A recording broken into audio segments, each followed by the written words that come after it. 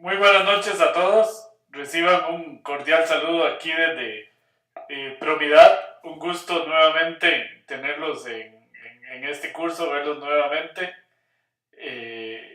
Hoy iniciamos el curso de Big Data, ya casi terminando el programa experto. Excelente. Ya no es nada fácil llegar acá. Normalmente no llegan la mayoría, llegan unos no, menos de la mitad a estos menesteres del curso de Big Data.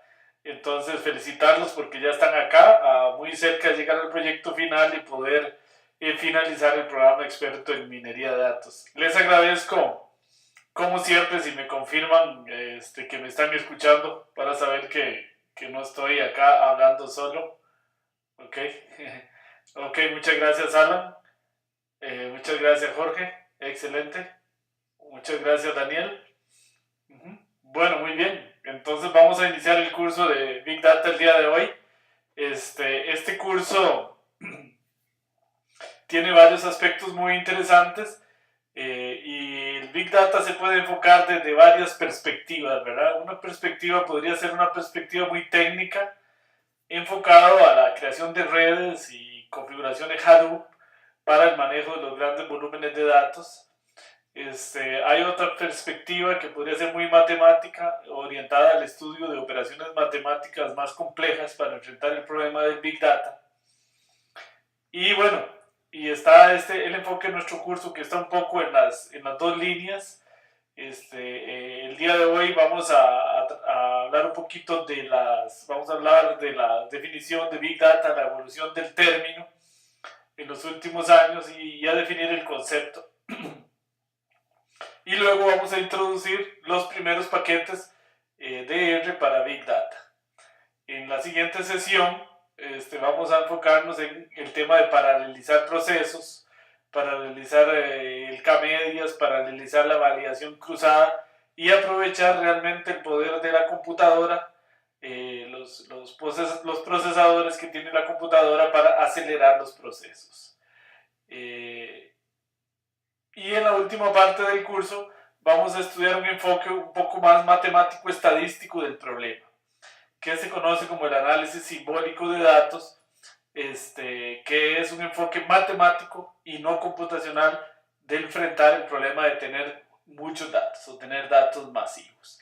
Vamos a estudiar en este curso también algunos paquetes muy especiales y muy modernos, por ejemplo, un paquete que se llama el H2O, que apenas lo introdujimos la vez anterior que dimos el curso y esta vez vamos a ampliarlo, que permite el desarrollo de modelos predictivos realmente para grandes volúmenes de datos.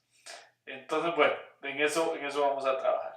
El día de hoy pues nos vamos a dedicar a introducir los conceptos y a introducir los primeros paquetes y los más utilizados en el tema de Big Data.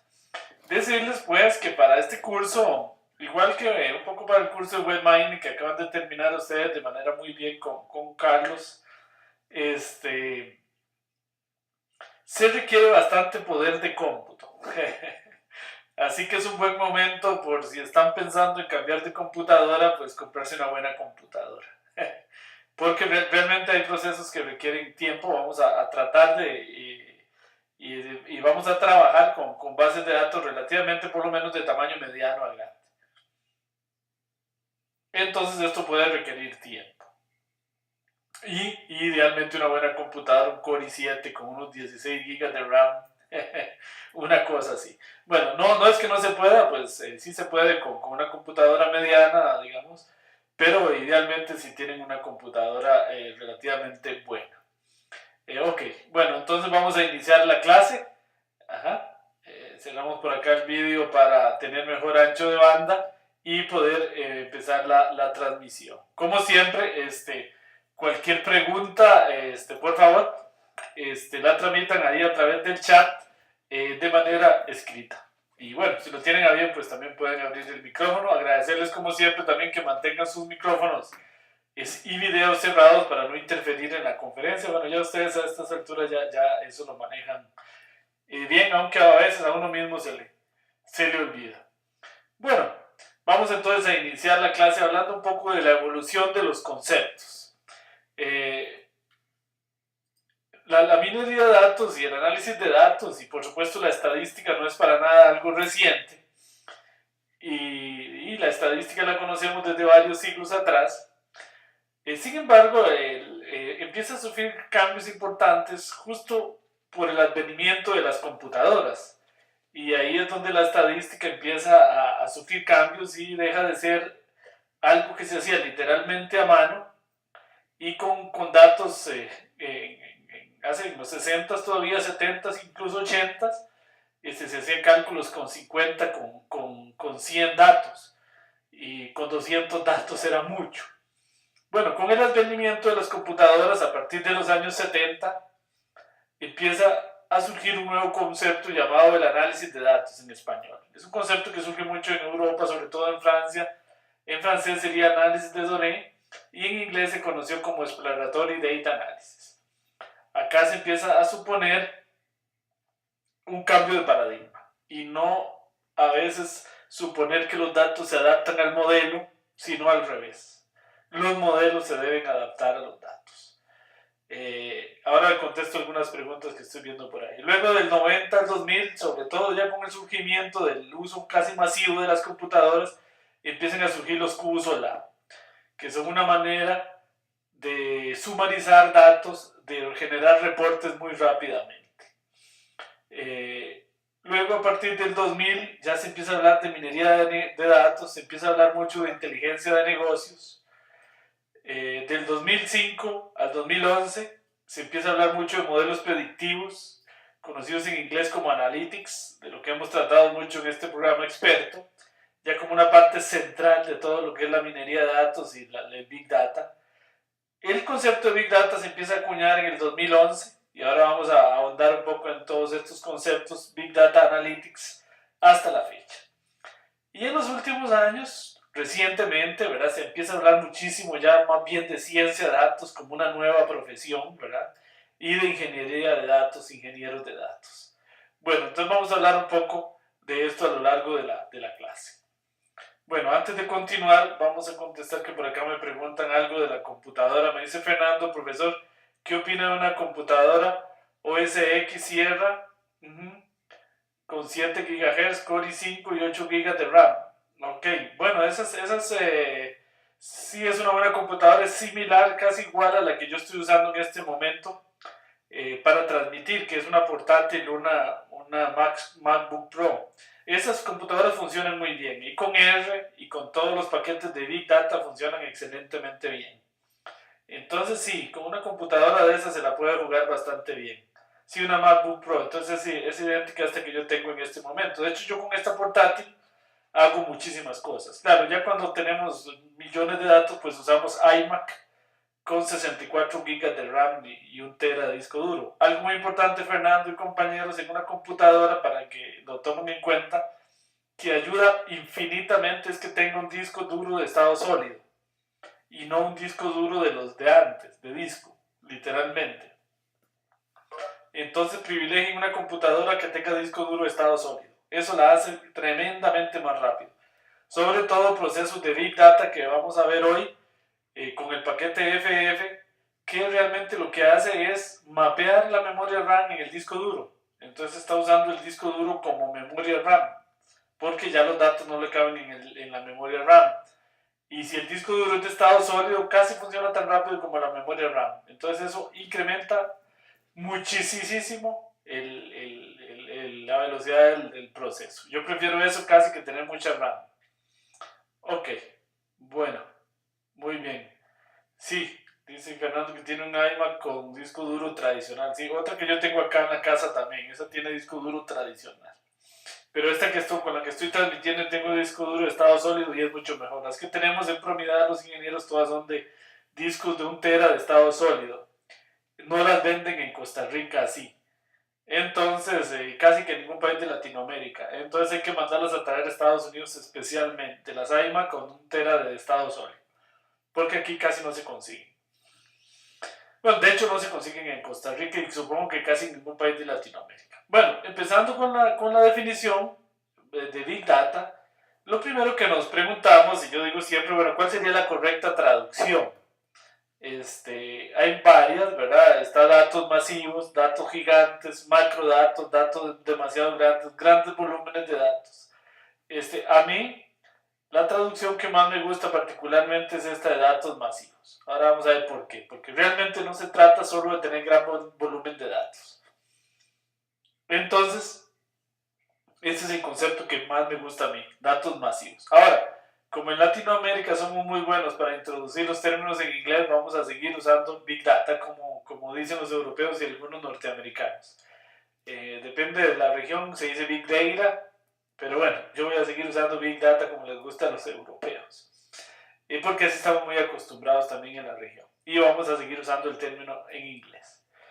Bueno, el término Big Data es muy interesante. La historia del Big Data realmente no es un término que nazca en las escuelas de estadística o en las escuelas de minería de datos o en las escuelas de matemática, no, para nada.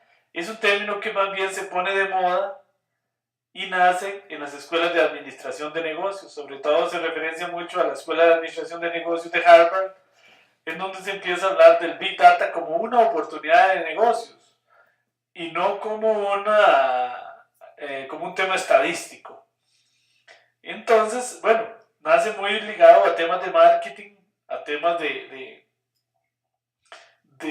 digamos, rendimiento de los negocios, pero bueno, poco a poco fue permeando y esto es un tema ya que se trata desde el punto de vista estadístico, matemático, de cómo trabajar el tema de Big Data, porque en efecto hay temas teóricos que cambian. Por ejemplo, los test de confiabilidad y todo este tipo de cosas que vienen de la estadística pierden mucha validez cuando se tienen grandes volúmenes de datos. Bueno, entonces el término nace, como les decía, mucho en las escuelas de negocios. ¿Por qué? Muy sencillo. Si uno se pregunta, si yo les preguntaba a ustedes hace 20 años cuál era la empresa más grande del mundo, generalmente se decía que era la General Motors, tal vez alguna compañía petrolera, alguna compañía constructora, pero nadie pensaba en una empresa de datos. En cambio, a la pregunta hoy de cuál es la empresa más grande del mundo o más rica del mundo, probablemente algunos digan Google, otros digan tal vez Amazon, tal vez Facebook, pero tal vez Apple, pero son computadoras que empresas que fundamentalmente manejan datos. Y esas son las empresas más ricas del mundo. Empresas que ni siquiera a veces tienen tiendas, literalmente como Google no tiene una sola tienda en el mundo, y sin embargo es una de las empresas más ricas del mundo, si no la más rica. Entonces ven que el término realmente empieza a surgir porque en efecto el manejo de datos y sobre todo el gran volumen de datos, lo primero que fue es una gran oportunidad de hacer negocios.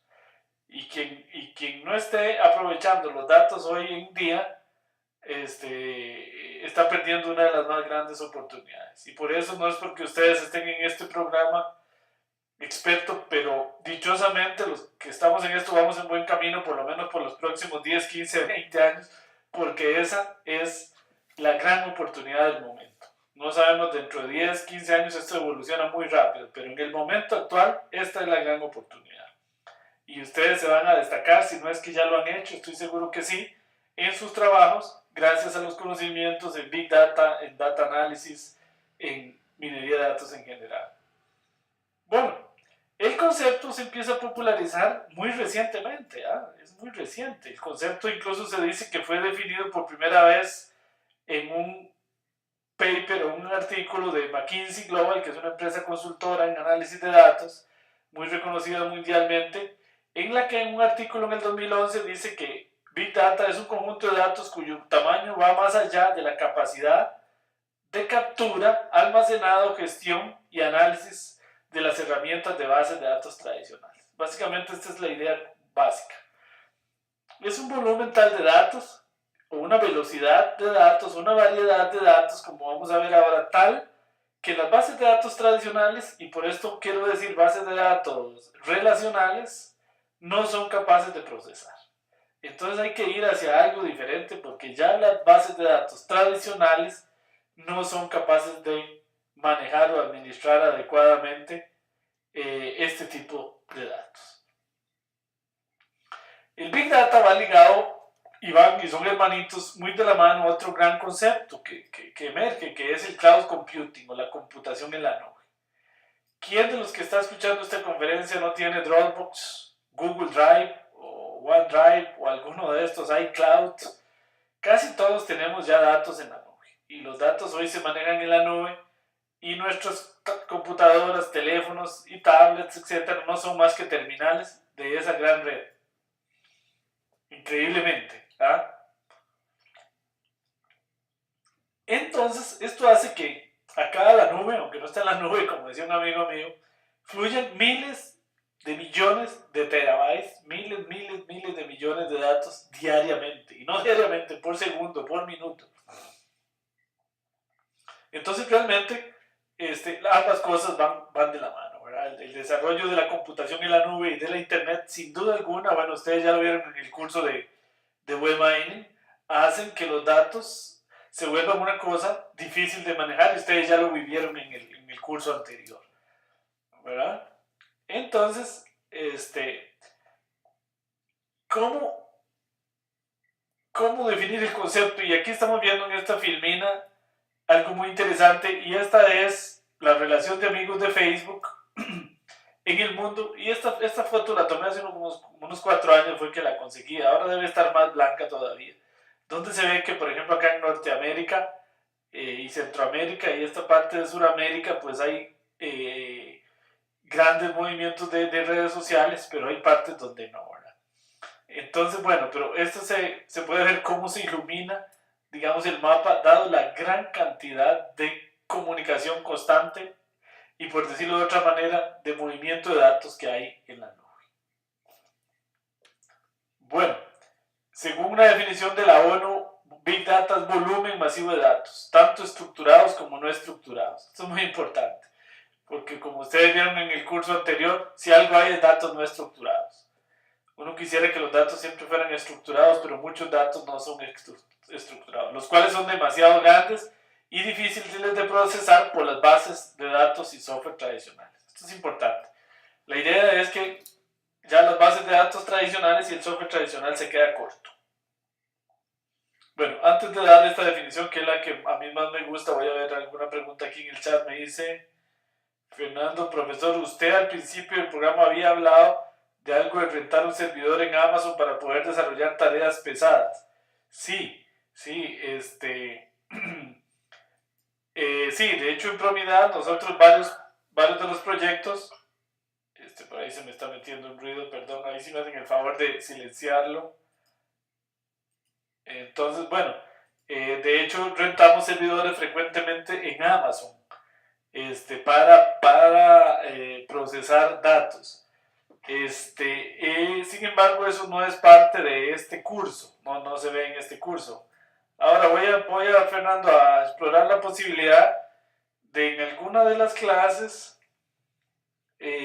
por lo menos mostrarles cómo se hace, aunque sea rápidamente para que ustedes lo vean y luego lo investiguen, ¿verdad? Porque eso tomaría tomaría mucho tiempo, pero sí por lo menos que ustedes vean cómo lo hacemos nosotros. Entonces voy a explorar la posibilidad de ver si lo hacemos tal vez en alguna clase que no esté muy cargada, de meter esa parte por lo menos para que ustedes puedan ver cómo eso se maneja y cómo nosotros alquilamos servidores en Amazon y ahí ponemos a correr procesos en R. Ok, bueno, lo voy a tener en cuenta. Bueno, la definición más importante y más conocida de Big Data es la que se conoce como las 3 Vs. Ok, esta es fundamental. Porque no se trata el Big Data solo de tener mucho volumen. Yo puedo tener un archivo gigantesco, pero si ese archivo es estático, tal vez no sea tan difícil de procesar. Entonces, realmente para tener un problema de Big Data hay que tener la característica conocida como de las 3 Vs. Nosotros decimos V en Costa Rica. Yo sé que en otros países le dicen diferente, la B pequeña o la... por aquello me estoy refiriendo a esta le decimos V, es que en algunos otros países les dicen diferente. Bueno, y por dicha en inglés calza es las mismas letras, Entonces se trata de tener tres características. Hay que tener volumen de datos, ¿verdad? Mucho volumen de datos, pero no solo eso. Se trata también de tener velocidad. Por ejemplo, en un banco donde las transacciones son por minuto, cientos o miles de transacciones, entonces eso es tener velocidad en los datos. Y otra cosa, característica importante, es tener variedad.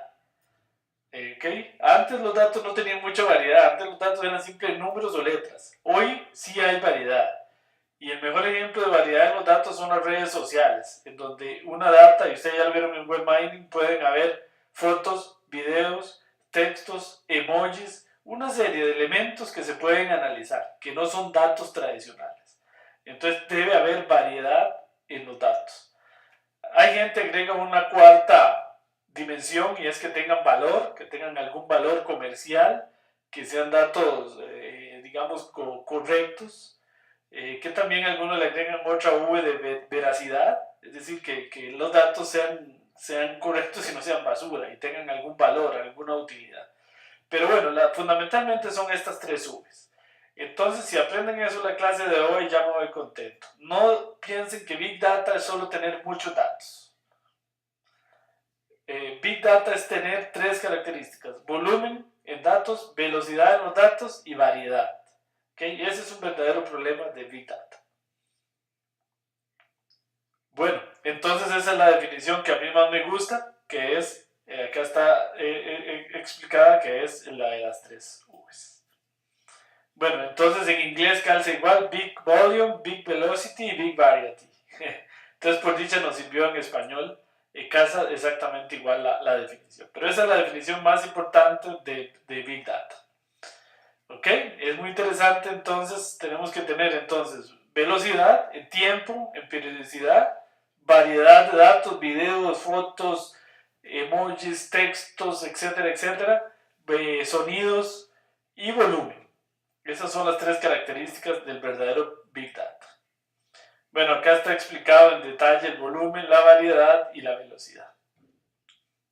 ¿Ok? Entonces ahí está más explicado en detalle. Como les decía, hay gente que agrega una cuarta dimensión también, o quinta, que les llama la veracidad, que es, digamos, que ha de ser, como dice aquí, tratar y analizar inteligentemente este inmenso volumen de datos con la finalidad de obtener información verídica y útil que permita mejorar y transformar y sobre todo la toma de decisiones. Que realmente estemos transformando datos en información, en valor, y no solo pues, tener un gran volumen de datos que no aporta. Bueno, ¿quiénes generan Big Data? Definitivamente el propulsor más importante de todo esto son las redes sociales. ¿Okay? Una red social como Facebook, para mí todavía es difícil de comprender cómo puede administrar semejante volumen de fotos, de videos y sonidos que les llegan minuto a minuto, segundo a segundo. Cómo administra YouTube la cantidad de videos que tiene solo de probidad. WhatsApp, por ejemplo, la cantidad de textos y cosas que se manejan por segundo mundialmente, ¿verdad? Y yo que recuerdo he visto WhatsApp solo 2 veces fallar, sobre todo a final de año. Los instrumentos científicos, ahora que hubo un temblor en Costa Rica, también generan una cantidad muy grande de datos. Los dispositivos móviles, ni se diga, generan una cantidad de datos impresionante. La tecnología de sensores que hoy hay por todo el mundo, en los satélites, etcétera, generan una cantidad de datos.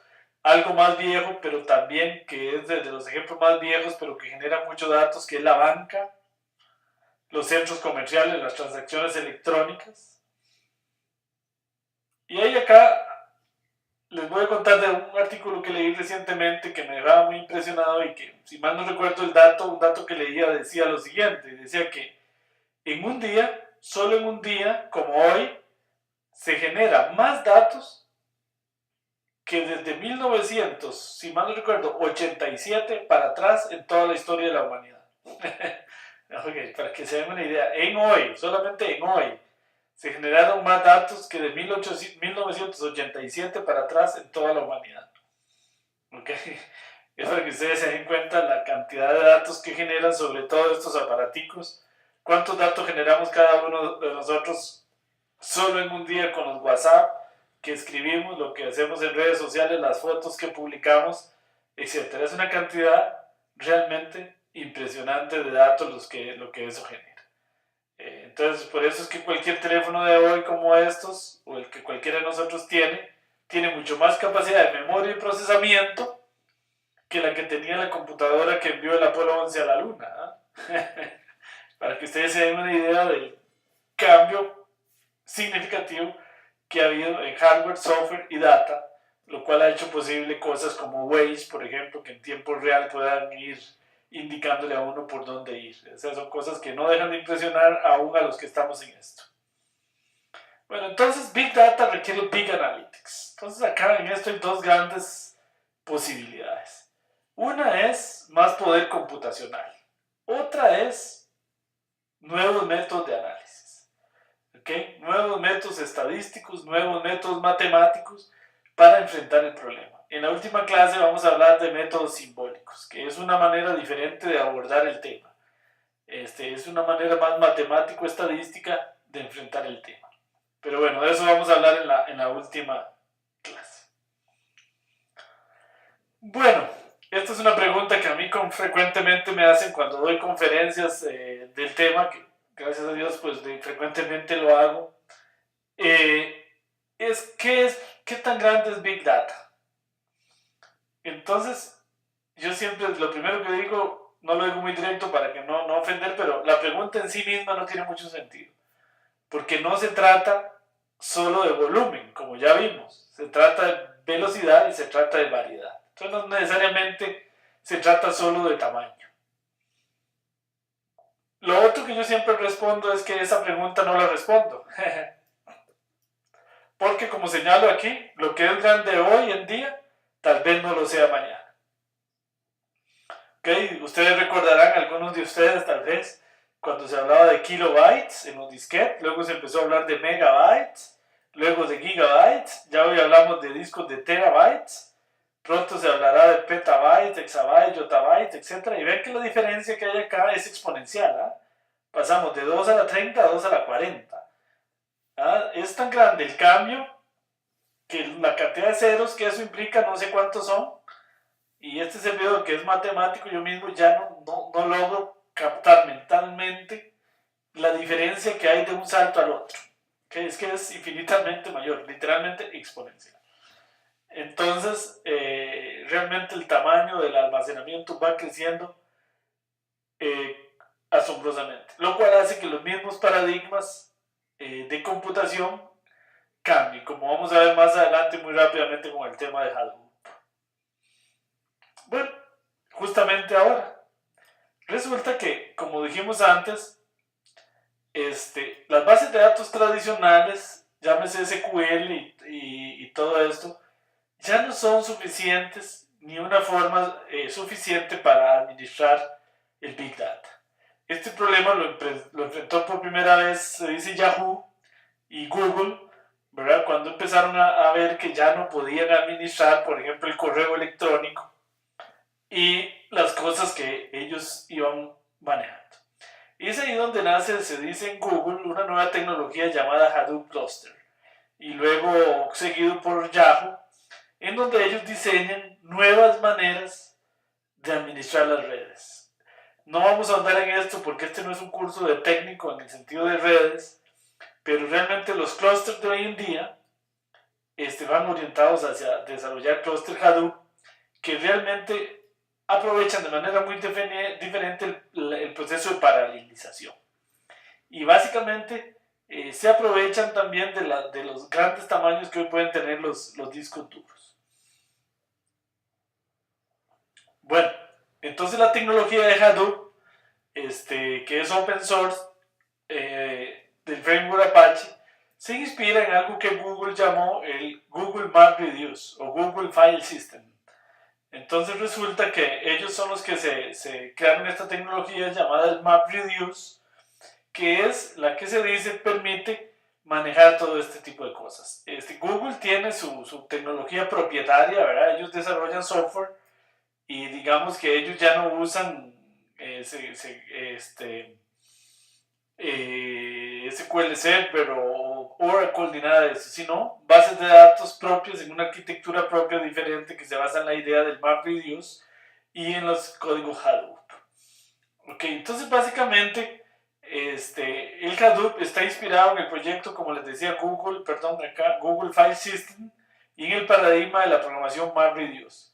Esto consiste en dividir en dos tareas, el Mapper y el Reducer, para manipular los datos distribuidos a nodos en un clúster, logrando un alto paralelismo en el procesamiento. Hadoop está compuesto de tres piezas: Hadoop Distributed File System, Hadoop MapReduce y Hadoop Common. Básicamente, así en términos muy generales, no pretendo explicar técnicamente esto porque no tengo ni el tiempo ni soy el experto en eso. Lo que se logra es un alto poder de paralelismo, que vamos a tratar un poquito en la clase siguiente, en R. Los datos en el clúster Hadoop son divididos en pequeñas piezas, llamados bloques, distribuidas a través de un clúster de computadoras. De estas maneras, las funciones map y reduce pueden ser ejecutadas en pequeños subconjuntos y esto provee escalabilidad necesaria para el procesamiento de grandes volúmenes. Parece mentira, pero el gran truco es reducir los datos en piezas pequeñas, llamadas bloques, que logran hacer que si yo tengo 100 computadoras y cada una con 5 procesadoras, tengo 500 procesadores que pueden trabajar absolutamente en forma independiente. ¿Okay? También resulta que el Hadoop tiene el HDF, ¿verdad? Que estamos viendo aquí, que también es parece mentira, pero uno de los grandes secretos que descubrió Google es que también ellos a veces usan mucha redundancia en pro de tener mayor velocidad en el procesamiento. Ok, bueno, entonces nosotros vamos a usar el Hadoop, el Hadoop no, sino el procesamiento paralelo en un paquete en la ¿cuál clase? En la segunda o tercera clase, ya se me olvidó. Vamos a ver cómo hacer este procesamiento paralelo directamente en R. ¿Ok? Bueno, básicamente entonces la idea, el Hadoop sustituye las bases de datos tradicionales por un ambiente absolutamente distribuido y muchas veces, generalmente, en la nube. Esto es otra tendencia, y alguien lo preguntaba ahora, a que todo sea en la nube. Ya hasta la banca, que es la más resistente a eso por temas de seguridad, empieza a tener los datos en la nube y ya no en servidores locales. Eso tiene grandes ventajas, tanto en costo como en rendimiento. Tiene problemas de seguridad y por eso es que, por ejemplo, la banca misma es la que más se resiste. Pero nosotros, por ejemplo, en Promidad no tenemos un solo servidor en la empresa. Todo lo tenemos en la nube. En GitHub y en Amazon. Bueno, en algunas cosas en Yahoo también. Pero todos lo tenemos en la nube. Ya no tenemos servidores y si nos robaran todo en la empresa, ojalá que nunca nos pase. Nos podemos rearmar muy fácilmente nuevamente porque todo está en la nube. Nada está localmente. Bueno. Y entonces, hacia eso va el mundo y la gran ventaja de nosotros los que estamos en esto es que por suerte todas las grandes empresas como Oracle, SPSS, todas han introducido ya Microsoft, el R, en sus plataformas como herramienta de analytics. Definitivamente, los que por dicho empezamos en esto hace muchos años, apostamos bien, porque R se convirtió en la plataforma de Analytics. Que guste o no, ya asumió Oracle, asumió el mismo Yahoo Analysis Services, Yahoo Microsoft Analysis Services, CPSS y todas. Y de hecho el RStudio, la compañía RStudio se predice, si es que ya no es, la compañía de software estadístico más grande del mundo, ya no compañías como SPSS o ese tipo de compañías que siguen apostando al software cerrado. Ok, bueno. Muy bien, hay grandes grandes proyectos a nivel internacional en Big Data, en Corea, en Estados Unidos, en Japón.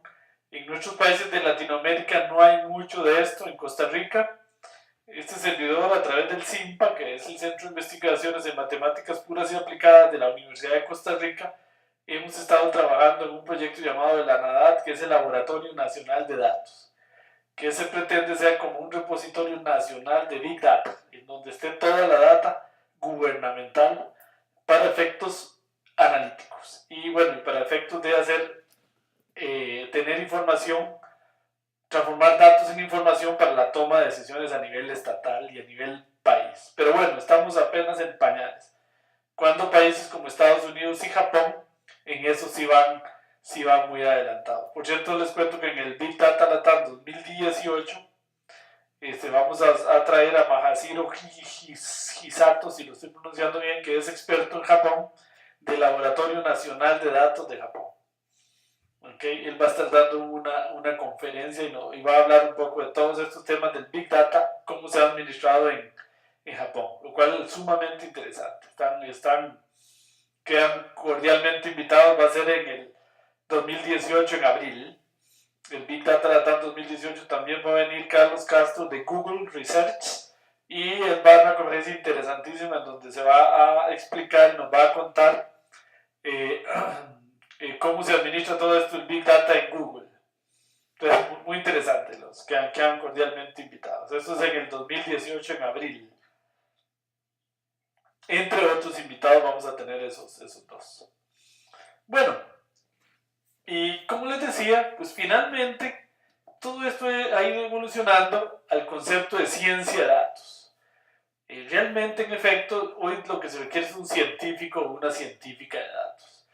Entonces se dice que un científico o una científica de datos debería tener destrezas en matemáticas, en estadística, sin duda alguna, en aplicación del método científico. Por supuesto que tiene que tener destrezas en computación, en ingeniería de datos, que también se habla mucho de ingeniería de datos. Yo lo digo broma en serio, pero muchas veces en efecto un científico de datos tiene que ser medio hacker para poder obtener datos e informaciones incluso donde no se lo permiten. Y sin duda alguna tiene que tener buenas destrezas en comunicación, en creatividad y en temas de negocios. Entonces es un científico muy, digamos, completo. Y es una cosa que se estudia por años. Ustedes van muy bien encaminados en eso, ¿verdad? Y van fortaleciendo sobre todo toda esta parte acá, ¿verdad?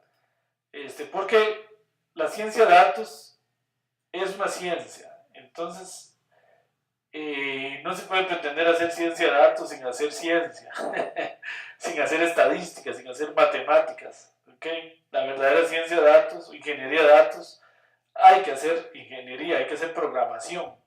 Bueno, y ustedes ya lo entienden bien, ¿verdad?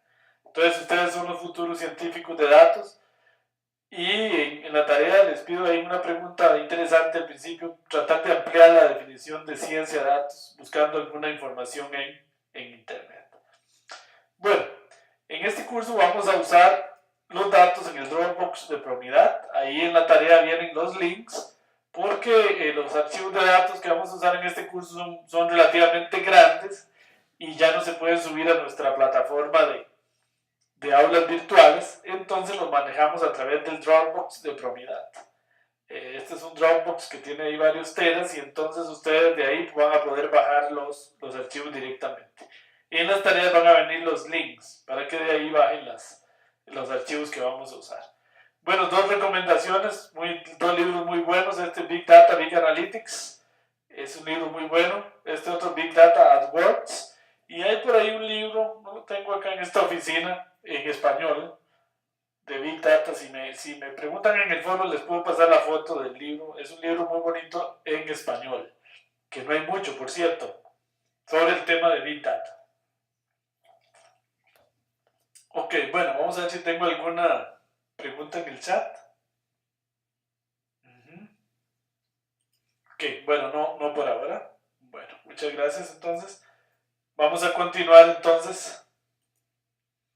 Ya, aterrizando un poco en Entonces vamos a empezar a hablar de Big Data en R. ¿Okay? Entonces vamos a hablar de algunos de los paquetes más conocidos en R. Uno de los más usados y más conocidos es el paquete FF.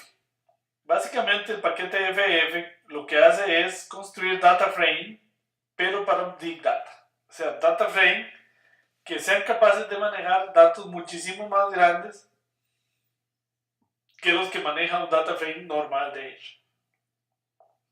Conste que un data frame normal de R es capaz de manejar datos bastante grandes, ¿eh? No es de mentira para nada. Pero FF todavía logra manejos de datos muchísimo más grandes. Ok, vamos a ver que ahí tengo alguna pregunta. Me dice Alan, profesor, para este tema, ¿qué es mejor utilizar, R o Python? Bueno, Alan, sin duda alguna R, ¿eh? Porque R ha desarrollado muchísimo más paquetes para manejos de Big Data que Python. Por cierto, el año que viene voy a estar impartiendo un curso para graduados de probabilidad de ciencia de datos con Python, se llama. Lo vamos a abrir, es un curso de 2 meses que empieza en febrero y marzo. Por si les interesa, ciencia de datos en Python, pero es para graduados de probabilidad. Porque se supone, yo voy a suponer ahí que ya saben todo lo que son modelos predictivos, exploratorios, etcétera, etcétera, y lo vamos a hacer con Python. Pero sin duda alguna está mucho más desarrollado Python, R que Python en eso. Ok. Por ejemplo, porque no sé por qué se me fueron esas filminas, no vienen más adelante, perdón, pero en R, por ejemplo, ya se han desarrollado Hadoop especiales para R, que funcionan muy bien, eso sí, como vamos a ver ahora, solo en Macintosh o en Linux, no tanto en Windows, por la arquitectura de archivos de Windows. Ok, pero sin duda alguna yo me inclinaría por R. ¿Nos pueden pasar información de ese curso en el foro? Sí, pronto lo vamos a estar anunciando con el programa y todo en la página de Promidad. El curso va a ser en febrero y marzo, un curso de 2 meses, en donde vamos a aprender en 3 semanas a programar en Python y programación por objetos en Python. Recuerden que Python es un lenguaje más de propósito general. Y luego vamos a hacer métodos exploratorios y métodos predictivos en Python. Muy interesante. Entonces ahí vamos a usar Anaconda y una serie de cosas muy bonitas. Sí, ahí les puedo pasar información y pronto va a estar saliendo el programa y el anuncio en la página de Promidad.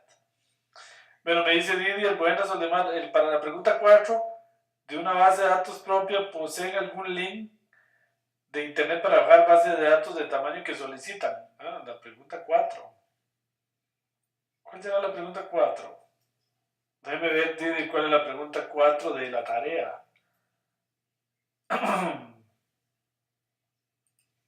Porque yo no recuerdo que en esta tarea hayamos puesto trabajar con datos propios. ¿Será que? Déjenme ver si es esta pregunta 4. No, es que...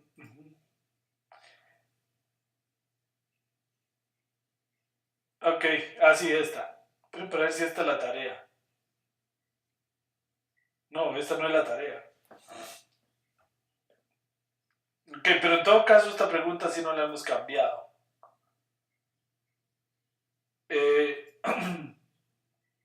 No tenemos un sitio propio.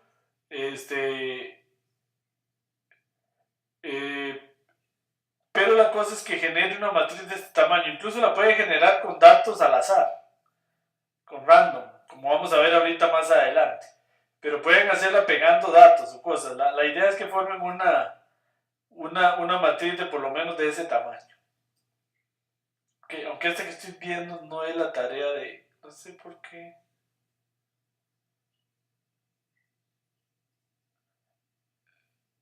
Ajá, eso dice Didier que sí es la tarea. Bueno, déjenme ver una cosa. Vamos a... ¿Qué hora es? 6:51. Ok, vamos a ver si la tarea es esa. Ok. Bueno, vamos a seguir adelante y ahorita lo verificamos al final. Didier, porque no sé por qué veo problemas acá de rendimiento. Ahora la verificamos. Didier, muy bien. Vamos a seguir adelante. Porque está un poquito pegado ahí. Dice, de los paquetes más usados, bueno, antes de ver los paquetes más usados, hay una función en R muy importante que tal vez creo que ya hemos usado, que se llama system_time, que se usa para medir el tiempo de un proceso. No tiene que ver esto exclusivamente con Big Data, pero sí lo vamos a ocupar en este curso porque vamos a comparar tiempos en los procesos para verificar que un proceso paralelo, por ejemplo, dura menos que un proceso no paralelo. Entonces esta función system_time, parece que eso está pegado aquí. Ya vamos a ver, por ejemplo, esta función system_time, digamos que leemos esta tabla de datos. Algoritmos de recomendación no es nada grande, pero simplemente aquí para ilustrar el system_time, yo programé una función que calcula la distancia entre dos vectores x y luego programé una función que se llama this.matrix.minkowski, que lo que hace es calcular la matriz de distancias. Estoy tratando de programar una función que ya trae R, que ustedes conocen, que se llama this, ¿verdad? Esta función que yo programé, como ustedes pueden ver, es bastante ineficiente, y a propósito lo hice porque incluso recorre la matriz dos veces innecesariamente, ¿verdad? Porque aquí podría ir de 1 a n y aquí de 1 a n medios, porque ya sabemos que la matriz, la distancia de i a j es igual a la distancia de j a i, y entonces aquí repito el cálculo innecesariamente. Bueno, ¿por qué lo hago así? Simplemente porque acá quiero comparar con system_time cuánto dura la matriz, la función dist, me falta una T ahí arriba, de R, calculando la distancia, la matriz de distancias para estos datos que son estos algoritmos de recomendación, y esto que es una tablita pequeña. Entonces, ahí podemos ver que dist, para eso me da que es el tiempo de lo que yo programé, duró 0. El tiempo que duró el sistema duró 0 internamente, y total 0. En cambio, mi función this.matrix.minkowski, que hace lo mismo, duró 11.5 segundos. El sistema internamente, llamando a todos los procesos, duró 0.027 para un total de 11.53. Entonces, bueno, lo que quiero ilustrarles aquí es que system_time, ¿cómo se usa? Se pone system_time y entre paréntesis el proceso al que yo quiero medirle el tiempo. Bueno, muy bien. Entonces esa función la vamos a seguir usando. Vamos a ver acá por qué no me quiere entrar la página. Vamos a ver que está caída, pero bueno, si no ahora curiosamente no entra. Bueno, vamos a seguir entonces para ver lo de la tarea. Sí se parece, Didier, mucho la tarea que estamos viendo aquí con la que toca, pero no es la misma porque no tiene ahí se le cambiaron unas cosillas mínimas, pero sí tiene cambios con respecto a la anterior. 11 de noviembre. Porque acá, vamos a ver, no sé si es esta. Estas fechas fueron cambiadas.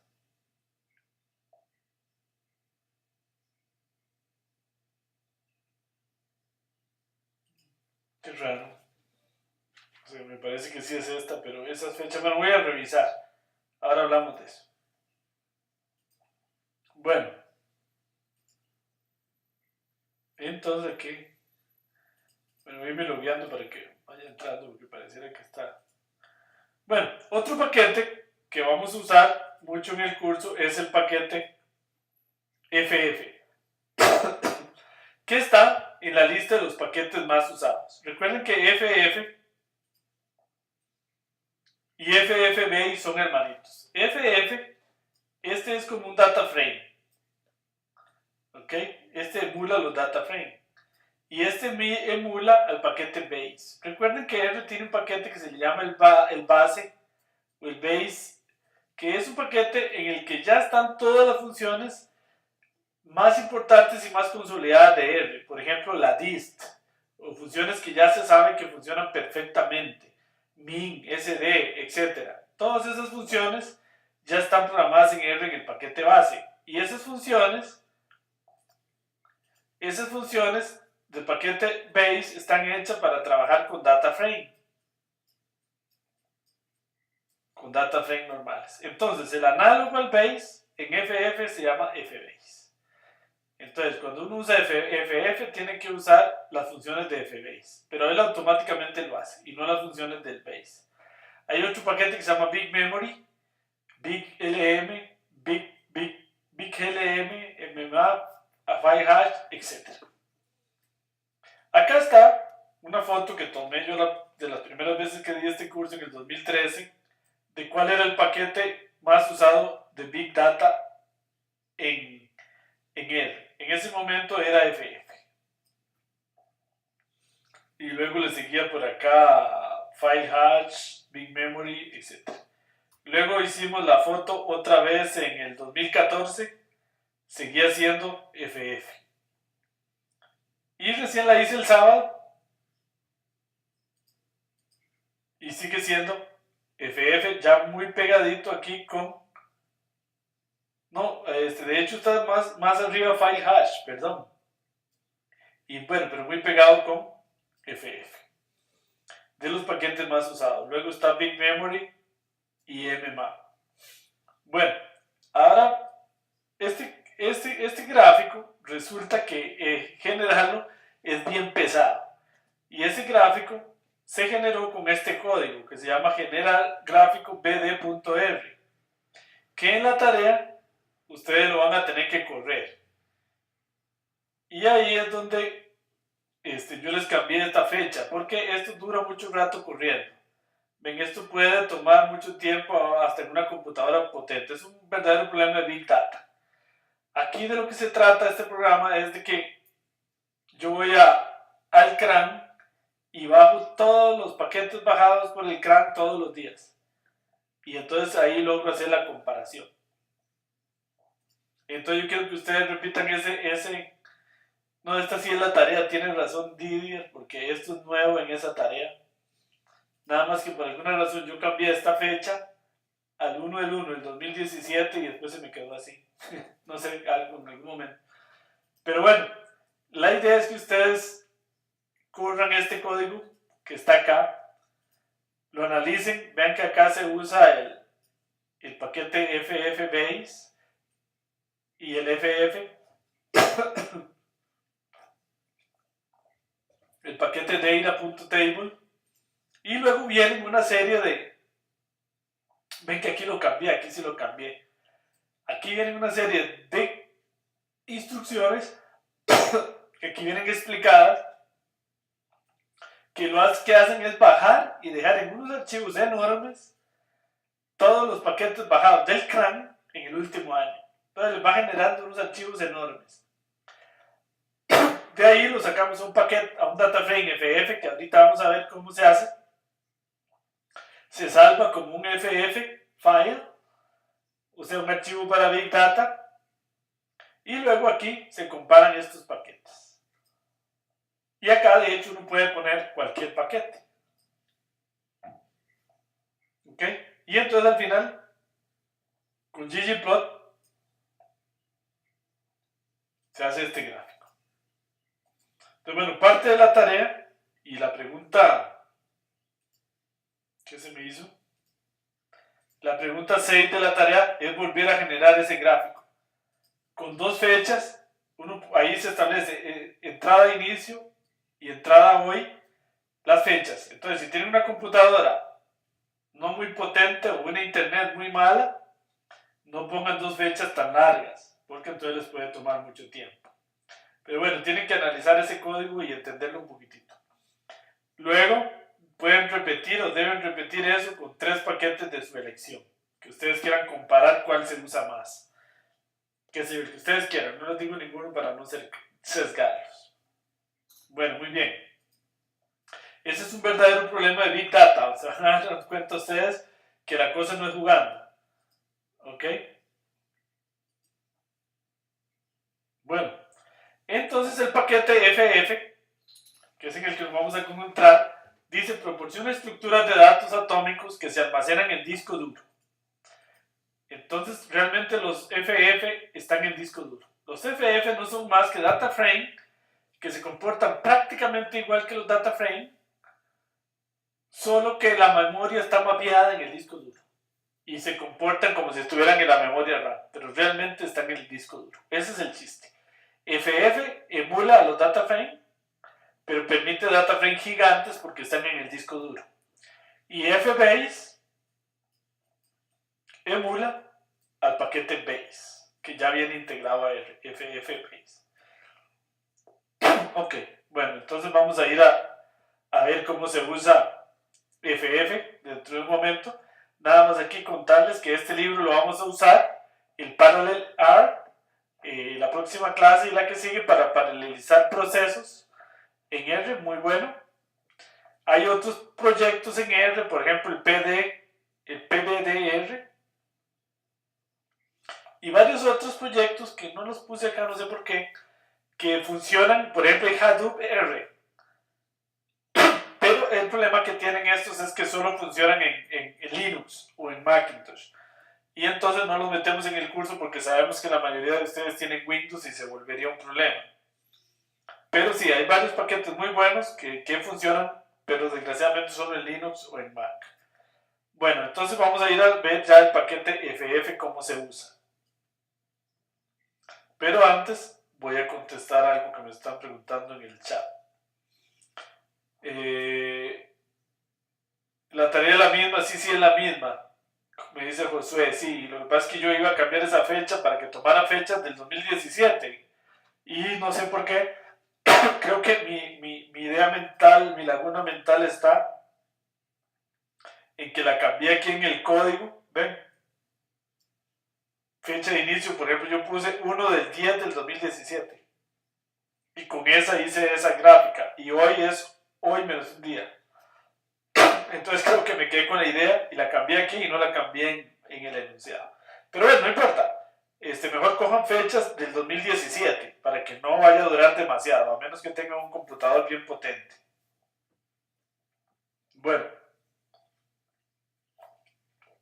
Exacto, Didier me pregunta si usamos fechas del 2017 para que tarde menos. Correcto. Me dice Didier 3 paquetes de los que mostró ahora. No, Didier 3 paquetes que no estén ahora. Por ejemplo, ggplot, o por ejemplo, ya se me olvidó Caret, o qué sé yo. 3 paquetes cualesquiera de los que han usado en cursos anteriores. Es solo para ver el gráfico cómo se comporta y cuál es el paquete más bajado del CRAN.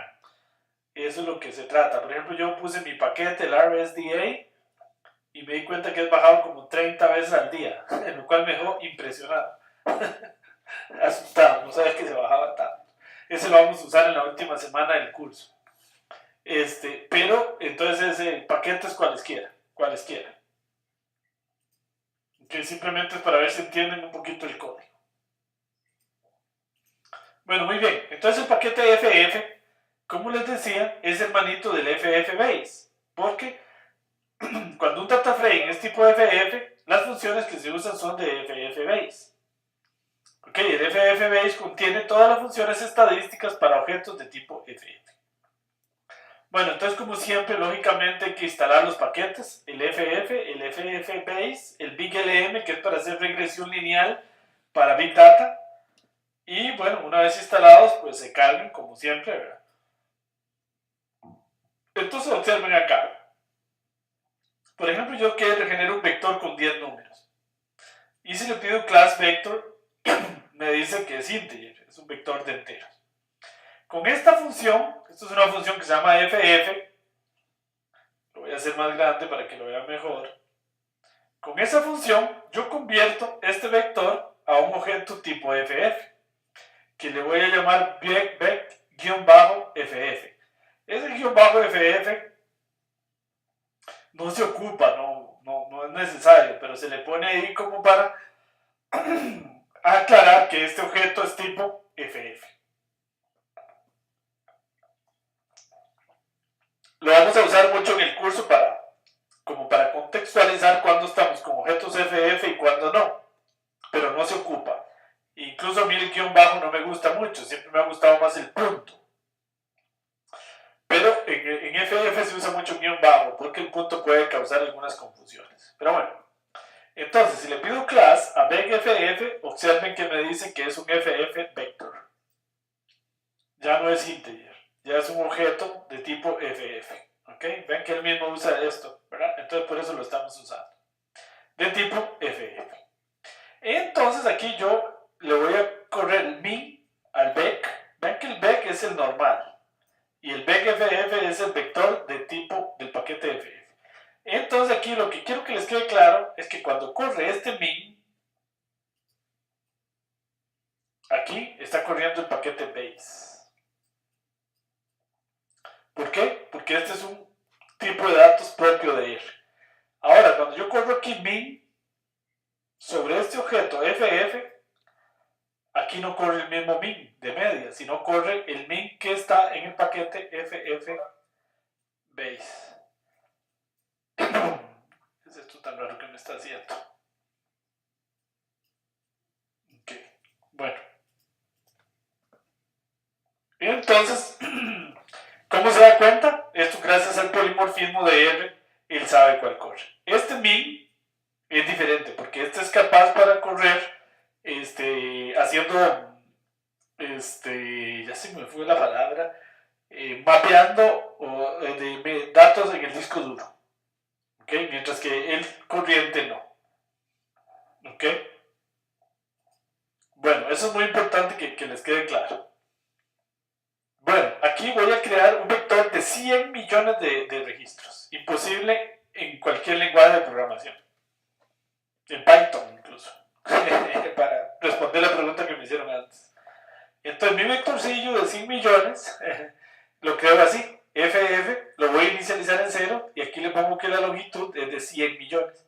Y X va a ser un vector de 100 millones de registros.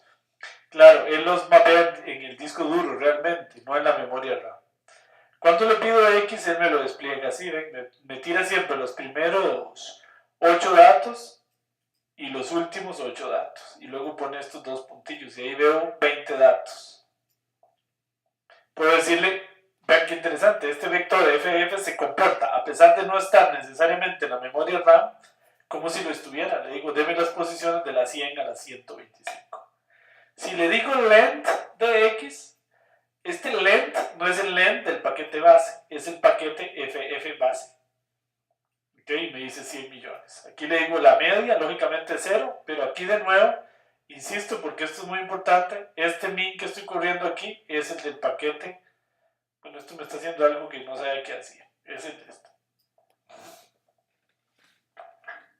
Ok, bueno. Antes de continuar voy a ver alguna pregunta que vi por ahí. Me dice, profe, en el ICE estábamos trabajando con 30 millones de datos y lo descargamos con FF, pero no podíamos hacer operaciones porque no habíamos descargado esa librería. Ah, claro. Sí, entonces quería usar el base y el base no es capaz de hacer esas operaciones. Sí, entonces, qué dicha que dice eso, Jorge, que nos cuenta eso, porque siempre, a la par de cargar FF, hay que cargar FF base, porque si no, no estamos haciendo nada. Porque tenemos un objeto FF, pero usando operaciones del base. Ok, muy buena observación. Bueno, entonces observen que acá, por ejemplo, voy a crear 100 millones de números al azar y los voy a meter en ese vector. Con sample. Este sample también sería de FF base. Ahí están los numerillos al azar. Le hago la media aritmética también de FF base. Y voy a buscar el mínimo. Aquí hay una pequeña diferencia. Bueno, inicializo m en menos infinito, cosa que se puede hacer. Y después la diferencia acá en el for. Este for dice y en el chunk de x. Resulta que cuando yo tengo vectores de tipo FF tengo que poner ese chunk. Recuerden que chunk quiere decir como trozos. ¿Qué pasa? Lo que pasa es que mi vector X está en el disco duro. Entonces, está por pedacitos. Entonces lo que se hace es que esto le hicieron un cambio y ya no puedo escribir sobre encima de eso. Entonces aquí se trae este pedacito en el primer chunk. Luego se trae este otro pedacito en el segundo chunk. Y así. No se lo puede traer de un solo tiro, ¿me entienden? Entonces va y se trae chunk o trozos de X y va haciendo el procesamiento. no lo puede hacer de un solo todo, no lo puede levantar en memoria. ¿Ven? Entonces aquí es donde va haciendo i en el chunk, lo cual es equivalente a poner i en x, pero hay que ponerle eso si no nos sirve.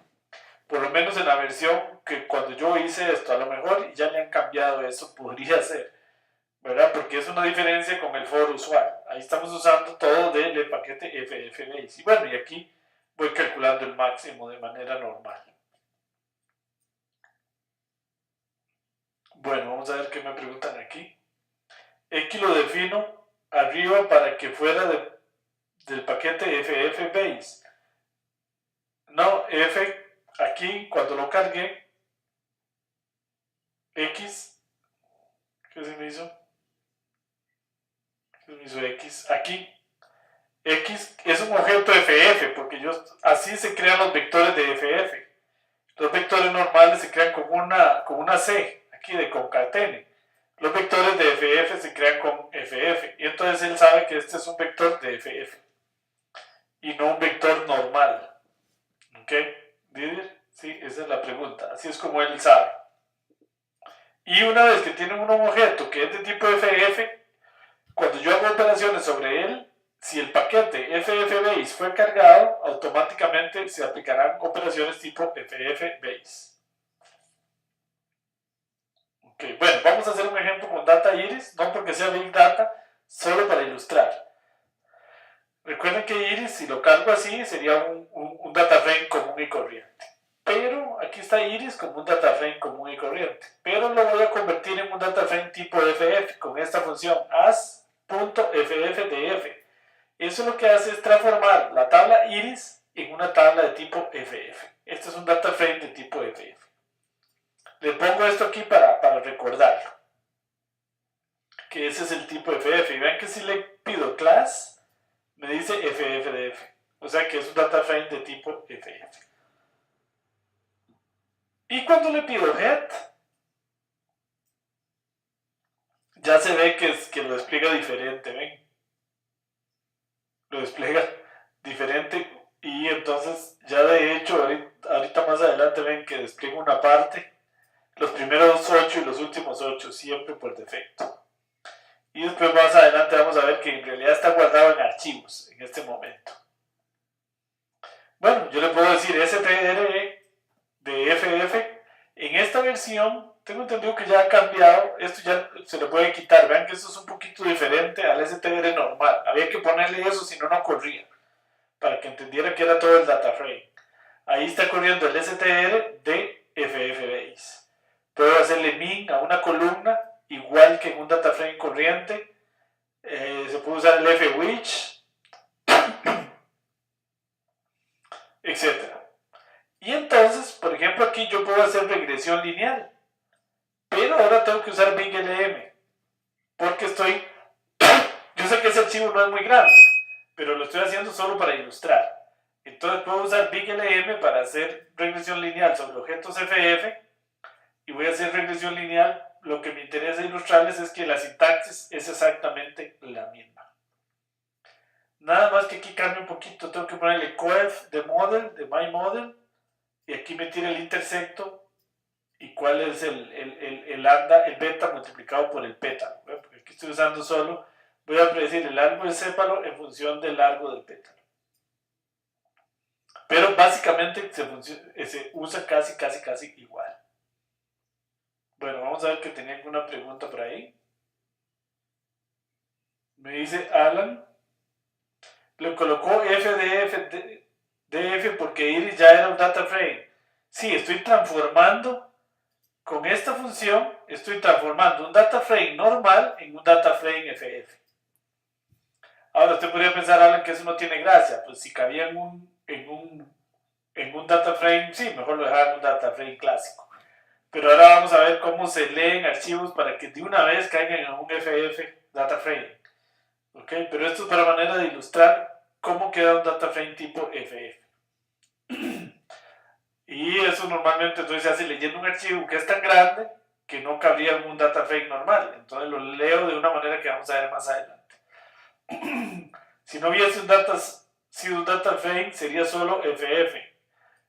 Sí, esto es porque es un data frame, correcto. Alan, sí, correcto. Bueno, acá, por ejemplo, tengo un vector de 10 campos y lo voy a transformar con FF en un vector tipo del paquete FF. Yo puedo llegar hasta aquí nada más, pero si quiero le puedo poner, por ejemplo, el archivo en donde va a ser guardado en la memoria RAM. Él, si no lo pone uno por defecto, inventa un nombre y uno ni lo ve. Por ahí queda, y si la computadora se apaga mal, ahí queda y no se borra. Porque él los va creando y automáticamente cuando uno borra o sale de él, los borra. De longitud 10 y override en true es para que esté sobreescribiendo ese archivo y no me quede mucha basura ahí en el disco. Okay, bueno, ese vector ya vimos se comporta exactamente igual. También lo puedo hacer con un data frame como este. Vean que acá yo lo convertí con FF directo y ahí tengo un data frame de tipo FF. Lo puedo hacer así, que tiene que ver con la pregunta que me hacía Alan, creo, o también lo puedo hacer así. En realidad es equivalente aquí. Aquí me lo está convirtiendo en un data frame FF y aquí también. Creo que a eso se refería una pregunta que hacía Alan. Bueno, acá le puedo pasar el nombre del archivo. No es necesario, solo para ilustrar. Normalmente esto se hace hasta aquí nada más. Y todo internamente que lo maneje él. Bueno, sobre un objeto FF como este, que se llama ejemplo 2, yo puedo usar plot. Y se usa exactamente igual que el plot de R. Ok, esto tiene que ver también con la pregunta que me hacía, creo que Alan. ¿Qué pasa si el data frame D? No, el chiste es que el data frame FF viene de un archivo que es tan grande que no puede ser leído en un data frame. Entonces, en ese caso, acá para ilustrar, vean cómo se hace. Un poquito más grande. Voy a dejar acá en FF datos read.csv.ffdf. Esa función se usa para leer archivos grandes y automáticamente me van a quedar en un data frame tipo FF. Y este archivo que viene aquí puede ser tan grande que no cabía en un data frame normal, pero sí va a caer en un data frame tipo FF. Acá estoy usando algoritmos de recomendación solo para ilustrar, pero así es como directamente se lee un archivo y que me quede automáticamente en un data frame de tipo FF. Y la sintaxis, vean que es exactamente la misma que en el read.csv de R. Es exactamente la misma. La diferencia es que mi FF datos queda, y si lo despliego queda un poquito diferente. Acá se ve que queda distinto e incluso por acá, si ustedes ven, ahí me está desplegando los datos, no, en este todavía no. Incluso puede poner los nombres de los archivos donde quedó grabado internamente. Ok, y class FF datos es un FF data frame. Ahí yo puedo hacer un summary, por ejemplo. Es casi igual que el summary. Vean que aquí dice, eso sí, que cada fila de la matriz, cada columna es un FF list. Un str también se puede hacer. Aquí todos estos no son los del base, sino, insisto, los del FF base. Ok, vean qué interesante que aquí cuando hago str datos, acá es donde les decía que incluso me dice en qué archivo estaba grabado. Lo va haciendo por chunks, por trozos. Se va trayendo trozos de estos archivos que estaban en el disco duro, que es donde va grabando temporalmente los pedazos de los datos. ¿Ven cómo lo va particionando? Acá hay un montón de archivos. Esos archivos él escoge los nombres solo. Que lo que hace es mapear la data en el disco duro. ¿Okay? ¿Ven? Uno no tiene por qué conocer eso, pero quiero que ustedes conozcan internamente un poco. Y hay un montón de temas ahí de cómo se maneja. Puedo usar un SS apply. ¿Ok? Igual, vean la media aritmética. FF datos, dólar precio. O sea, se comporta exactamente igual. Insisto, ese es el min de FF base. Una desviación estándar, un máximo, una correlación e incluso un plot. Todo eso se puede hacer con este paquete. Y ahí estaría usando las funciones de ffbase. Vamos a ver que tenía alguna pregunta. Me dice Jorge, profe, ¿se pueden usar funciones del paquete tdir como select, filter, etcétera? Creo que no, Jorge. La última vez que lo intenté no se podía. Ahora, podría ser que ya se pueda. Porque este paquete ha ido en crecimiento. Lo que sí se puede hacer es todo lo que está en el base. Y hay algunos otros paquetes, como vamos a ver más adelante. Por ejemplo, el LM ya fue replicado en uno que se llama Big LM, ¿verdad? Que ya usamos antes, por aquí. Pero no todos los paquetes que se usaban en R, no todos están hechos para Big Data. Entonces, sí, el apply se llama distinto, Didier es apply. Más adelante vamos a ver la próxima semana con más detalle eso, cuando hagamos computación paralela. Pero sí, no necesariamente, Jorge, funciona esos paquetes, creo que no. Pero podría ser que ya haya evolucionado y sí, ¿verdad? O que haya una versión de ese paquete para objetos FF, que sería lo que habría que averiguar. Ok.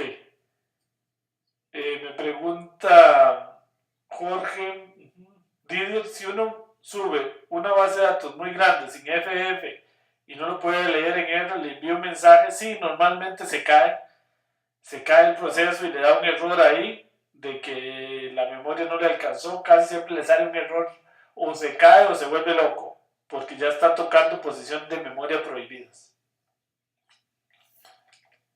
Y si no le manda un error, se le pega todo el sistema. Pero sí, yo he visto el mensaje. Depende del tamaño donde le dice que no es suficiente y no puede hacerlo.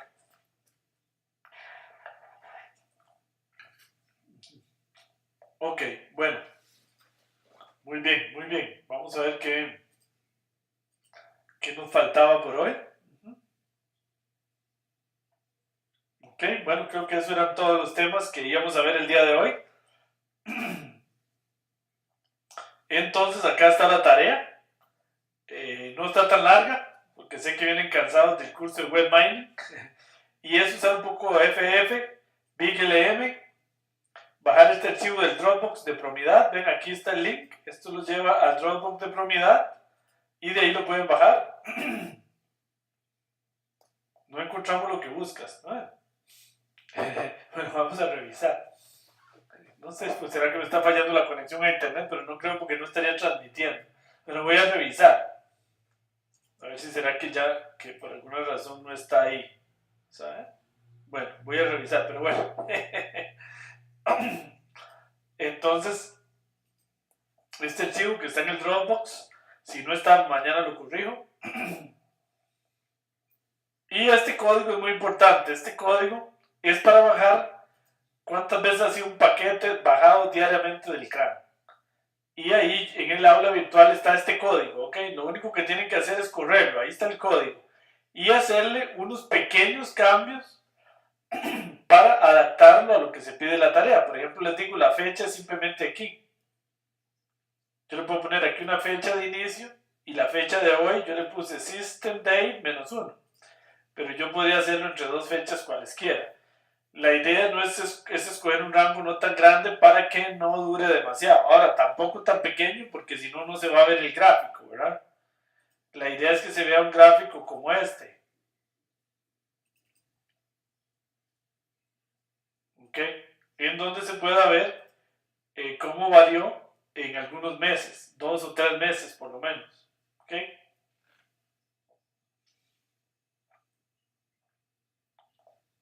Y bueno, eso es. Entonces este código tienen que analizarlo un poquito ustedes y ver qué hay que cambiar, por ejemplo, para que se vean otros paquetes. Entonces ahí se los dejo. Y las demás preguntas no están muy difíciles. Nada más vamos a revisar este link, que pareciera que está dando algún problema.